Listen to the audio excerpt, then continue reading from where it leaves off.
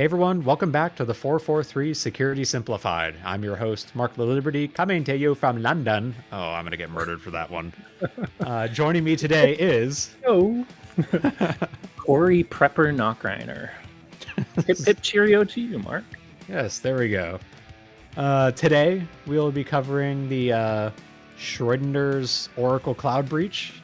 Is it a breach or is it not? Schrodinger's. Yes. Yeah. After We'll find that, out once the threat actor opens the box. After that, we'll discuss a recent law coming down from Singapore trying to tackle financial phishing scams on Singaporean citizens. And we'll end with our review of a really interesting threat intelligence report about a phishing-as-a-service provider and why it is turning Corey and I into doomsday preppers long term. With that, let's go ahead and dig our way in.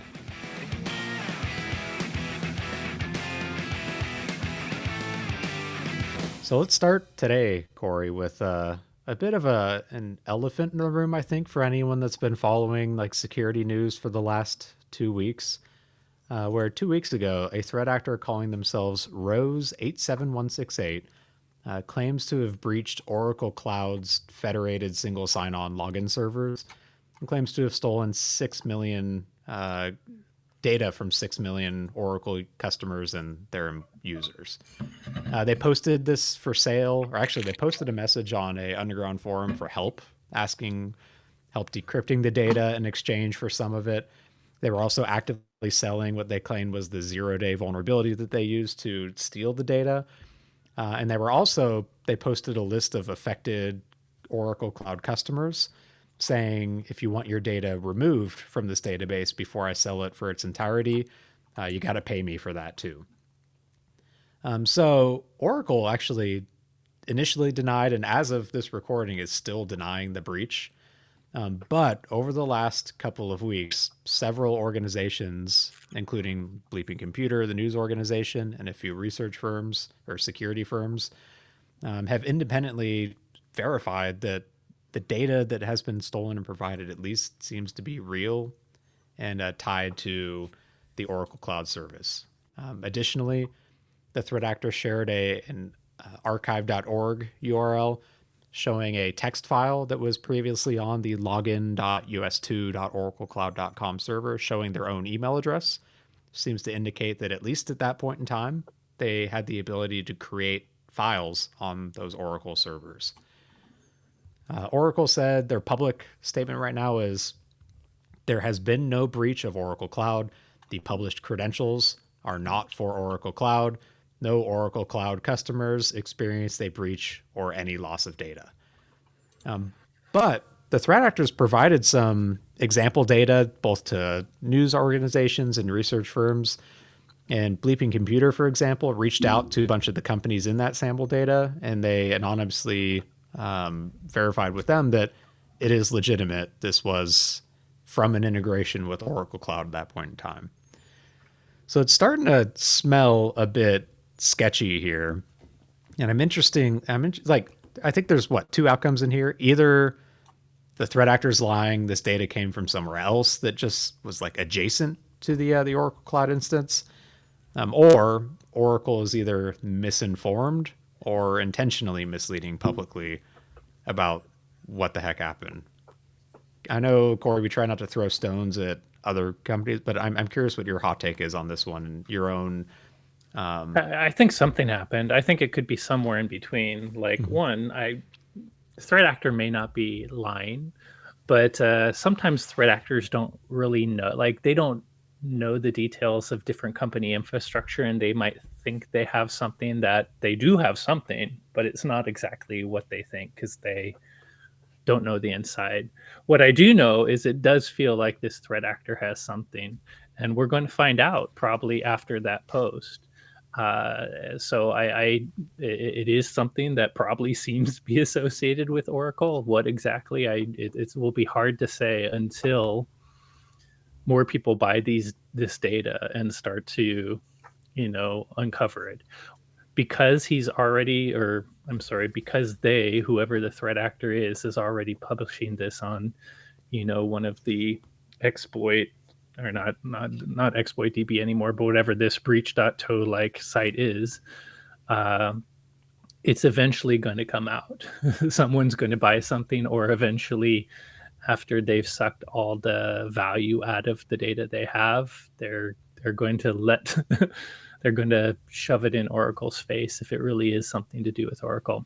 So I do still think there's a question in exactly what they have, if it has much value or if it's old. I do think they may, there could be some truth to what Oracle says, and that the threat actor may be unknowingly overclaiming what they have. But I think Oracle, I think there's more to Oracle's story, and probably wouldn't be as denying.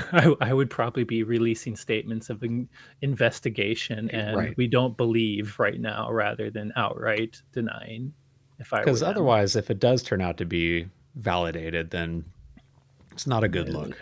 There's No. some interesting other bits of info in here. So the threat actor provided some screenshots of communications they claim was with Oracle.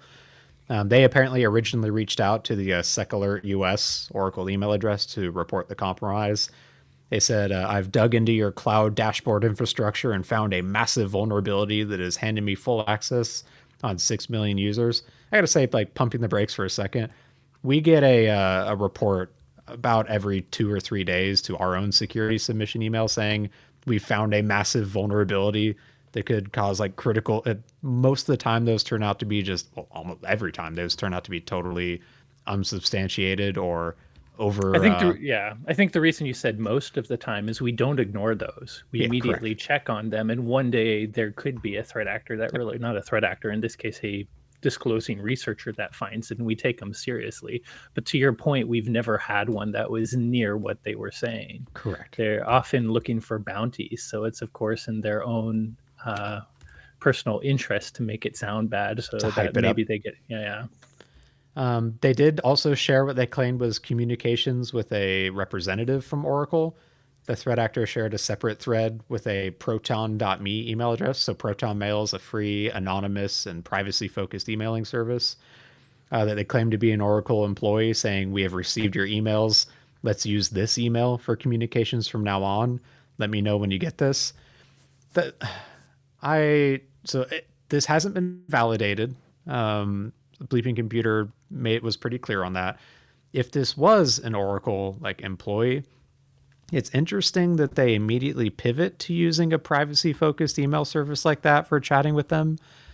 Like I'm how we would handle communicating with a researcher in this case.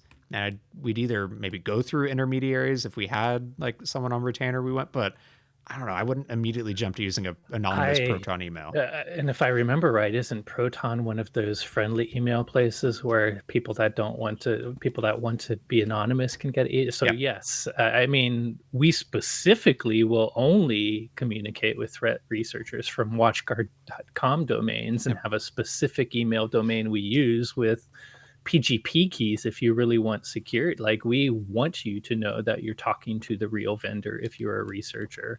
So I absolutely agree. The idea that the Oracle person is using a Proton mail address seems really shady to me. If I don't know if that is true.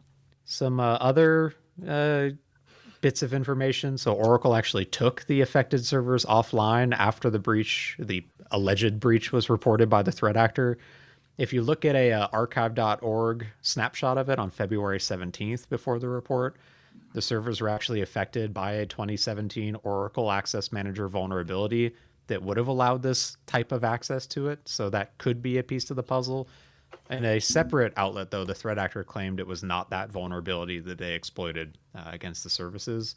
So really, there's a And by lot the way, that still. that could be wishful thinking from Bleeping Computer, any Yep. journalist looking up for that. Like, if a threat actor reported a vulnerability, or reported they had your data, or you found out that a threat actor might have your data, maybe one of the first things you do besides investigating is take the server down while you're checking things out, or like you say, patch any vulnerability, including that vulnerability. So just because they took the server down doesn't mean it was because they found that had been breached. It may have been part of the investigative process. So I'm not trying to like hand Oracle a pass. I think we will find out in time, and one side will be more right than the other. But Yep. that doesn't necessarily prove that there was any issue just because the server went down during the period. So either way, if you were a Oracle Cloud customer that used their federated single sign-on infrastructure, specifically servers hosted at login.region.oraclecloud.com, now's the time to potentially investigate for stolen or misused credentials.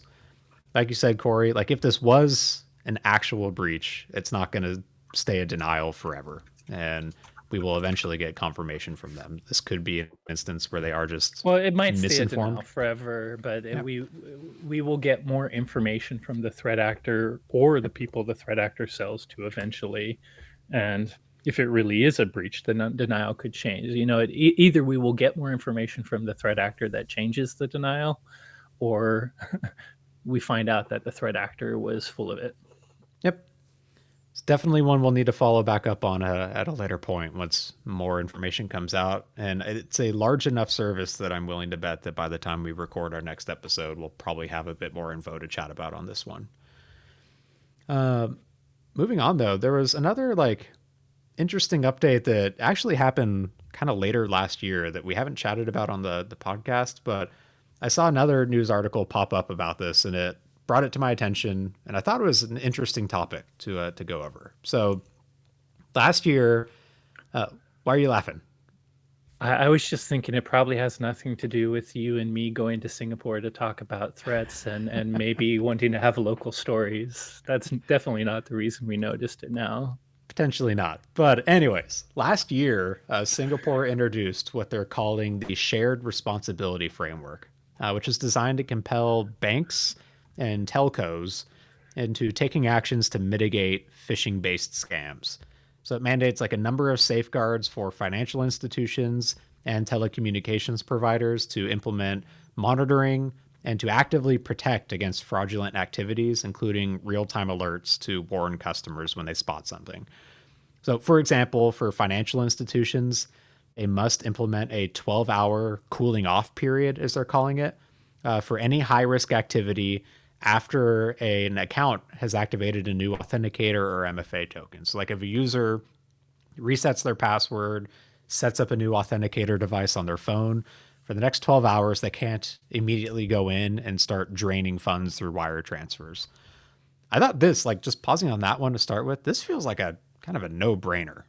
Like, yes, it's a bit of user friction, but for a bank or like any major financial account, like a 12-hour period after a new authenticator, which the user should have been notified about through their email, it gives them time to react to that and potentially stop a compromise before high risk activity takes place. I like that as an idea. So right away, I share your idea.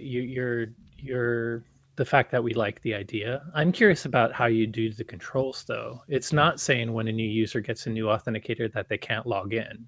So the IDP, for instance, if you're using Entra, the user will still be able to log into some stuff. How do you get it so banking fight, you'd have to go into individual application. It makes total sense. Okay, they can log in and start work, but they can't do anything super big. But Mhm. that means controls in individual apps that have that level of granularity. So great idea. And I assume there must be some way. I mean, they wouldn't be recommending it if they didn't have some idea of products that can do it. I'm just curious how you would I imagine if the control bank the owns granularity. their infrastructure, they own their web app or whatever that their back end that manages these online accounts, even just a flag or a check, like before handling the wire transfer request, has a password been So reset in that the would last be 12 hours? custom code in a web Correct. application. Yep. But great idea, but very specific to one use case, and there could Yep. be 100 use cases for different organizations. So if this is just for banking, good on you. Mhm. Although now people that are one day, if this becomes compliance, you're going to have people checking custom web applications. It's really good idea, but it's the type of thing that I think only bigger organizations and only things like banks will be able to do in Yep. any real way. Where, a bank, that online banking app is the most critical application to the bank, period. So it has a ton more security than, say, just a web portal to some little e-commerce app. You know what I Yep. mean?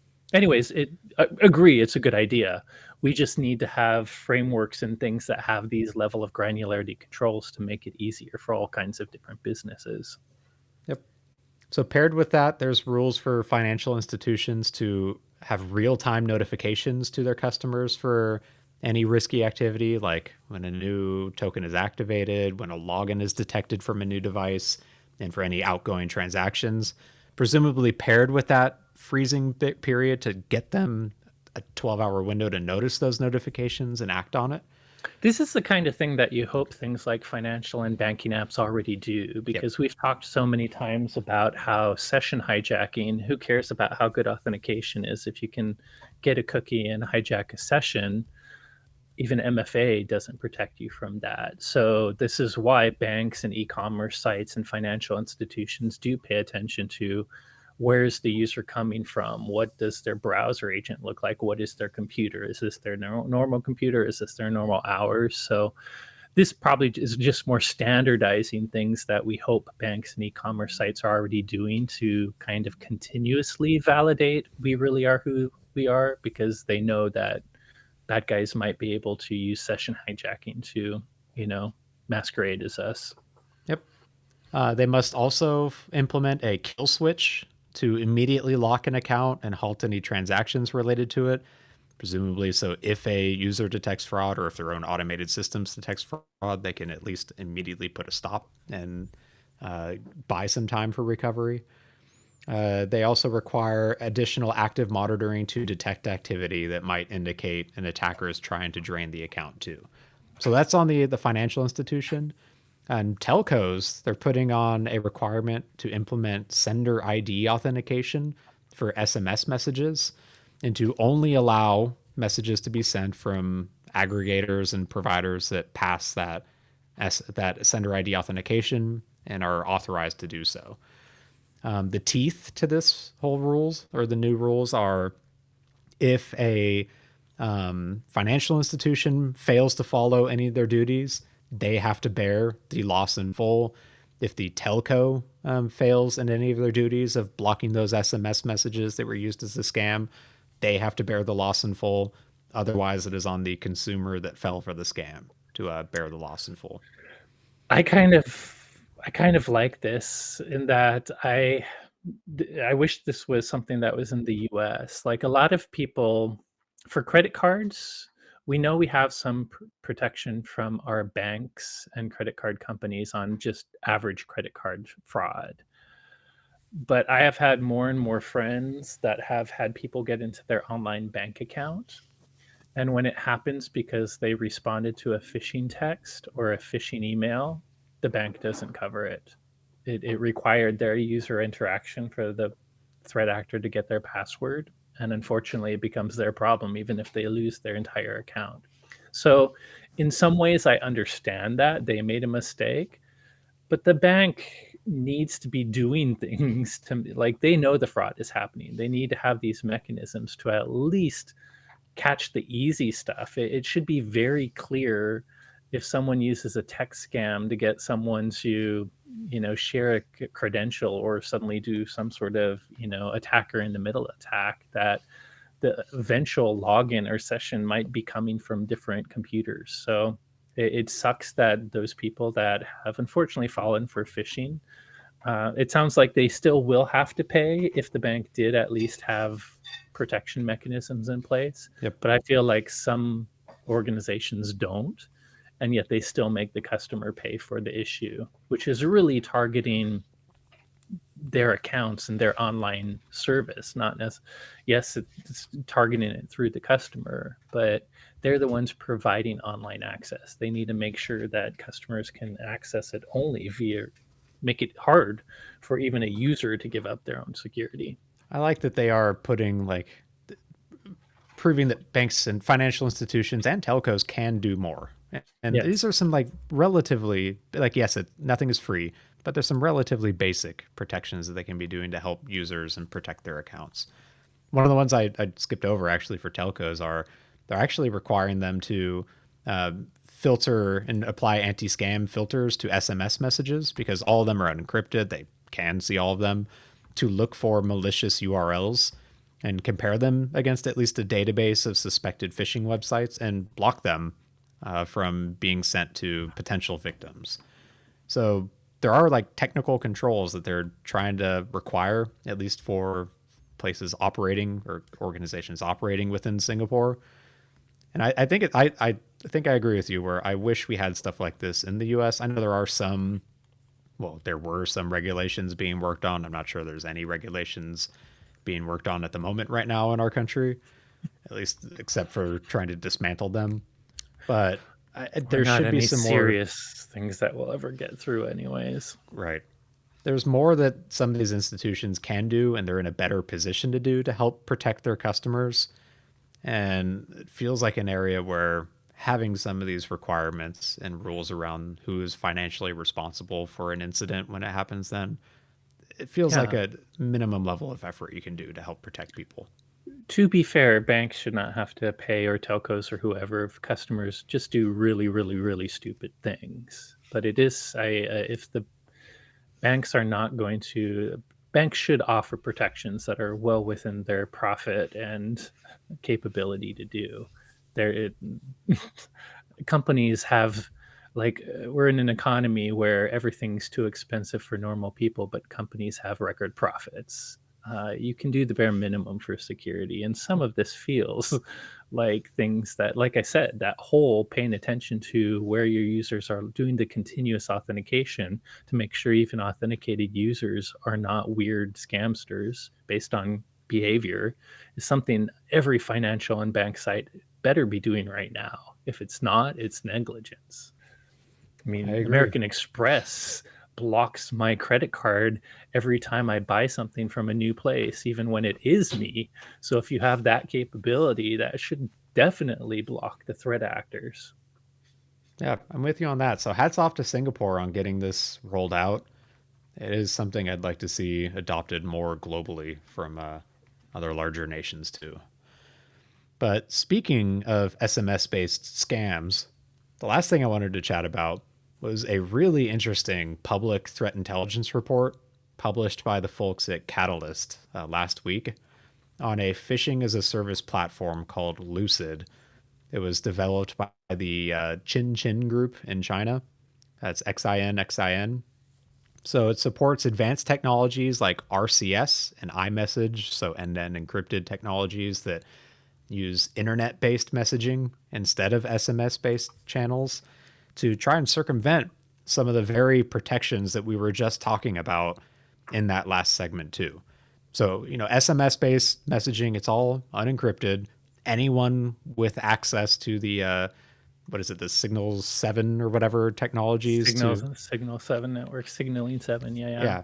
yeah, could in Which theory is normal people should not have access to correct. that, but it's a shared network between many network providers. And because of the nature of it being shared, it's a little easier for non-authorized people to get into. Yeah. But it's also easier for telcos to help protect their customers by blocking phishing and scam messages and malicious links and the like. Yeah, for Like sure.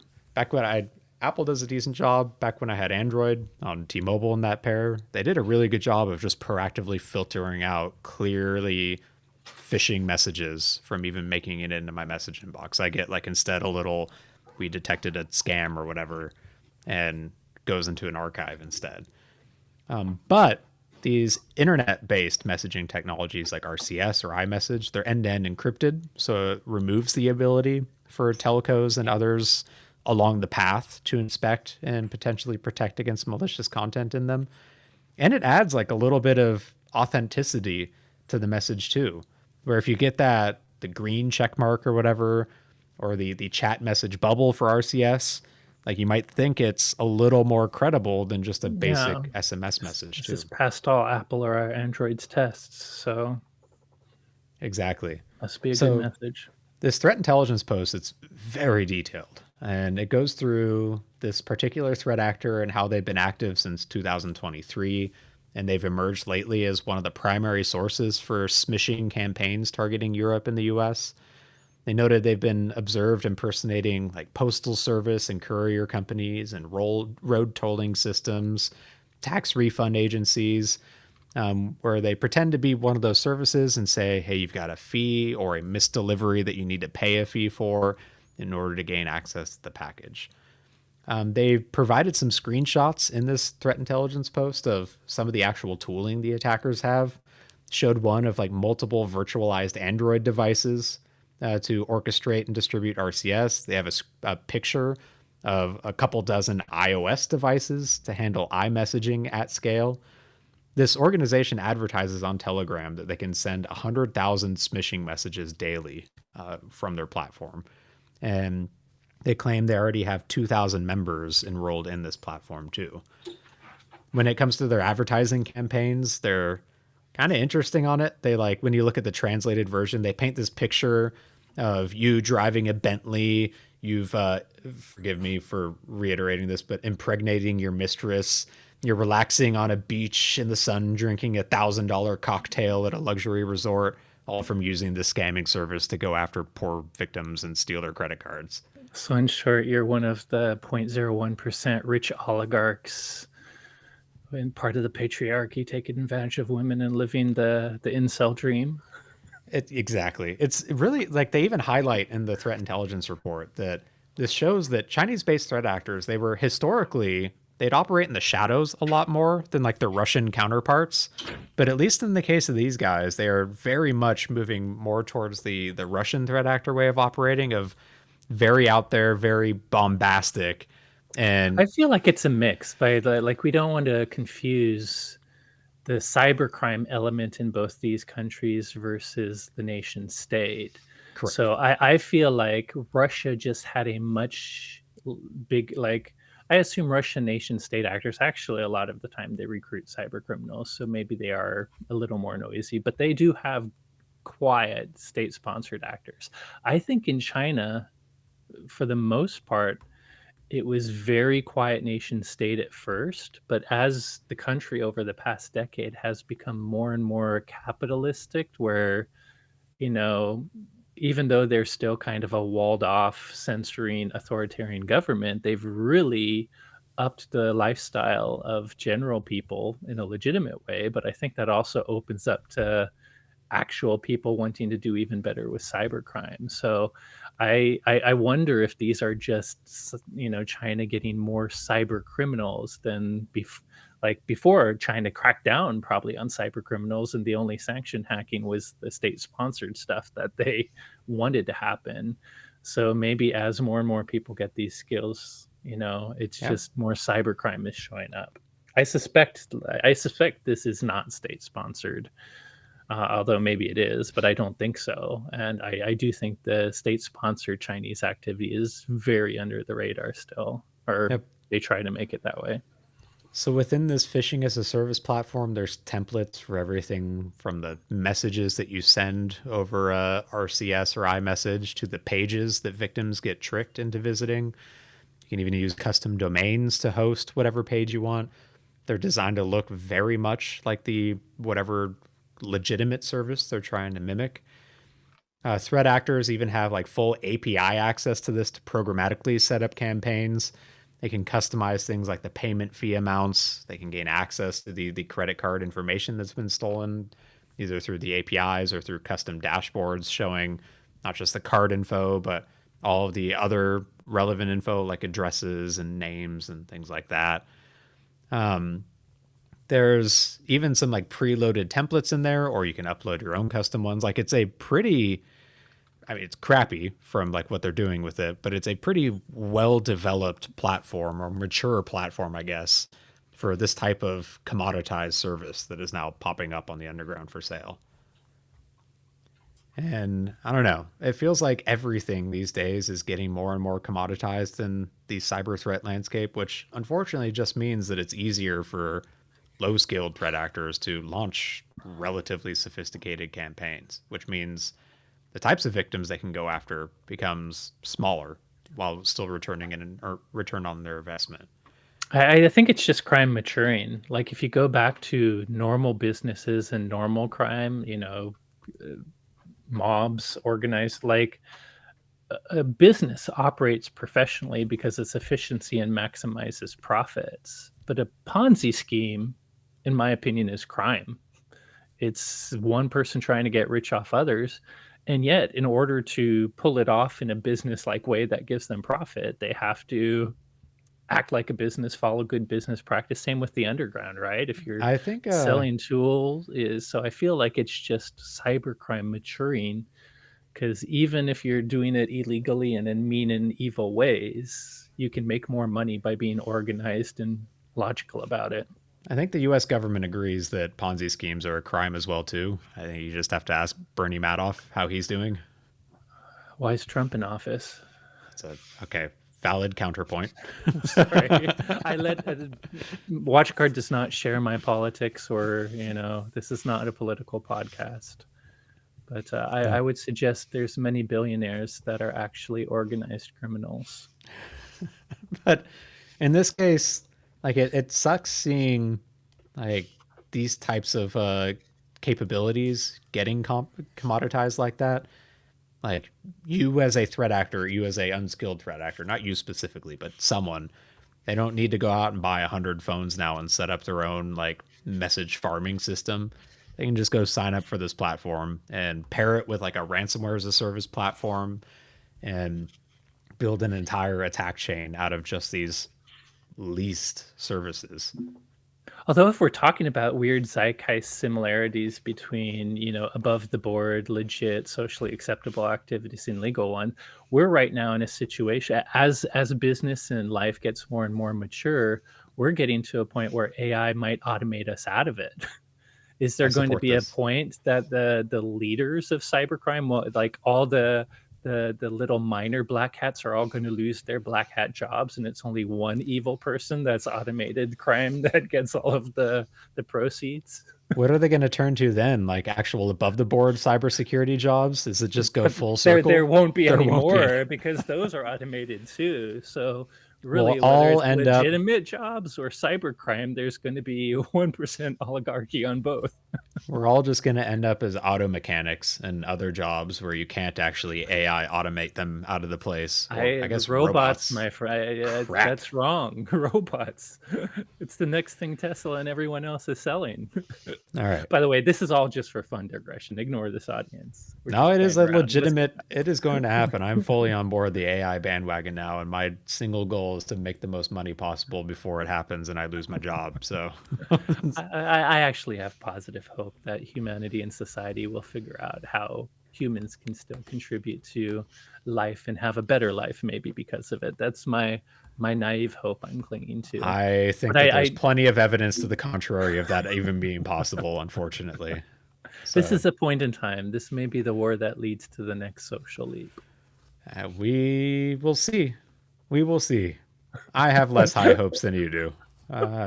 You're building your bunker. In the interim, I do genuinely think we can benefit from a lot of these AI technologies. Oh, absolutely. Absolutely. And I, for one, use a lot of them on a daily basis. But long term, we'll see. I fixed part of my car the other day in an attempt to at least gain some mechanical skills. So there's my fallback. I can at least replace like turbo breather lines on Audis going forward if it comes to that. Can't do anything else on it, but without using YouTube. Oh, I had my laptop open in the garage. In a way, you're just the robot following the instructions that were automated online. I say that fully because that is me working on my car. Every time I've done anything like change a catalytic converter, it's because technology made it possible for me to do something I had no clue how to do. That is also a very good point. That would have not happened without YouTube videos guiding me along the way. So, yeah, I'm back to there's no hope. And we have to keep our 443 theme going for our audience, right? Yeah. I'm going to go start digging the bunker as soon as I get back home from this trip. Oh, thanks, Corey. Sorry, back on Lucid. What are any other takeaways we have for this one? We're all screwed. No. The main ones are just note that smishing is becoming more commoditized, so expect to see it more. I feel like I've actually seen an uptick in specifically like tolling scams and trying to That's extract I like. I don't know if that's global, but that is all over Washington too, And me and as it's a crazy. Washington area You code get them. phone. Yep. You get them. So it's possible. Like it definitely seems like they're on the uptick more than I saw previous in years. So and I bet like even paired with likely potential compromises, data breaches of public information repositories, threat actors can use that information to figure out who to target as well too. So what's the main like be skeptical of messages you receive, Always. especially if they come from an unsolicited number. And even if it comes over RCS or iMessage and gets that green bubble, that doesn't mean it's the like a valid person.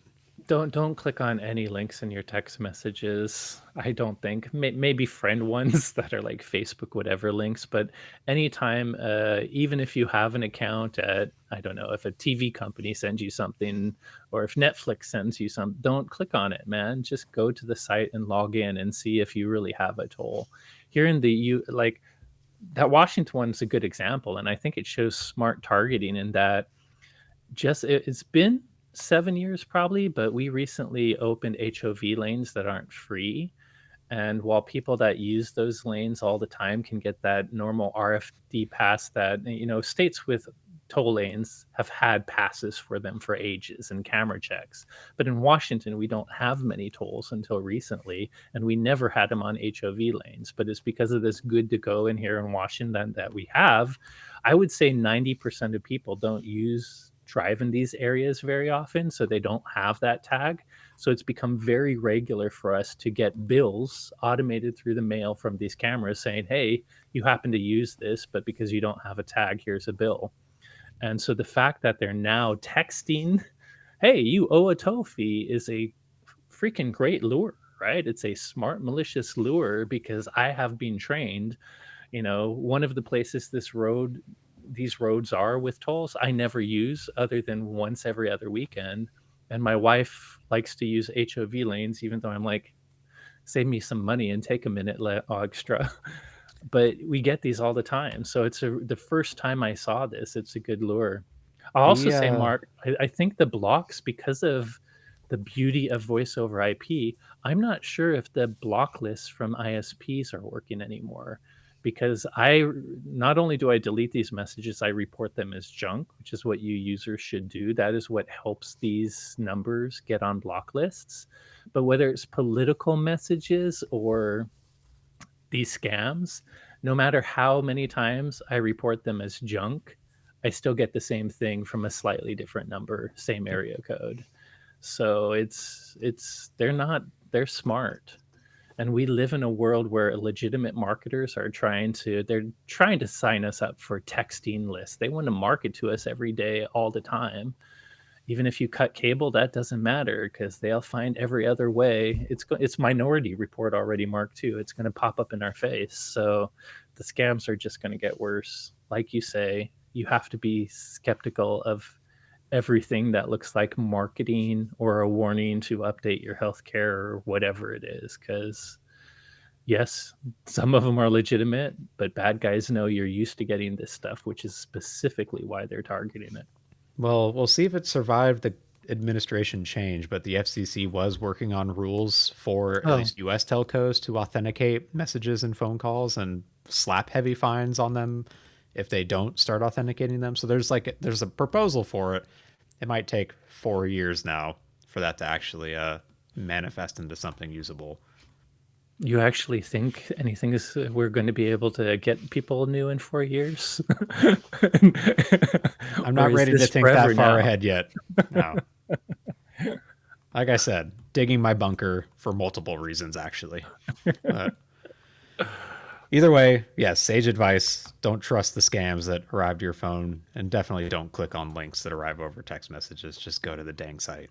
If you're interested, check out the Catalyst report, by the way. There's so many pictures. There's Mark did a great job of, but there's just so much in it that we really skimmed over in both video and audio. So check it out. Yeah, hats off to them in this public report.